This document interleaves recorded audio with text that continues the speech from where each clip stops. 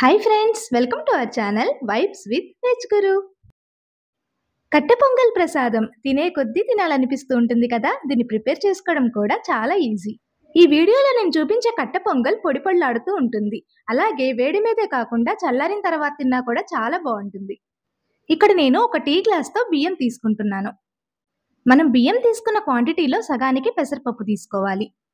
నేను బియ్యం ఒక గ్లాస్ తీసుకున్నాను కాబట్టి అర గ్లాసు పెసరపప్పు తీసుకుంటున్నాను. వీటిని శుభ్రంగా కడిగి 3 గ్లాసుల నీళ్లు పోసి ఉడికించుకోవాలి. ఇందులో ఒక స్పూన్ దాకా నెయ్యి వేసుకుంటే పొంగల్ పొడి పొడిలాడుతూ వస్తుంది.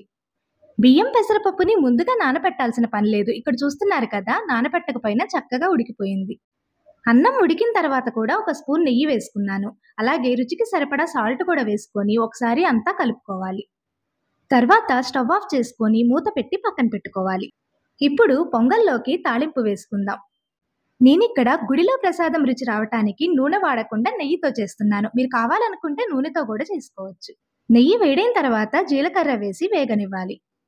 తర్వాత జీడిపప్పు, పచ్చిమిర్చి, కరివేపాకుతో పాటు కొంచెం ఇంగు కూడా వేసుకోవాలి. ఇప్పుడు 10 నుండి 15 దాకా కచ్చాపచ్చాగా దంచుకున్న మిరియాలు వేసుకోవాలి. ఇక్కడ నేను మిరియాల ఫ్లేవర్ని మాత్రమే హైలైట్ చేయడానికి అల్లం వేయలేదు. మీకు నచ్చితే అల్లం తురుము వేసుకోవచ్చు.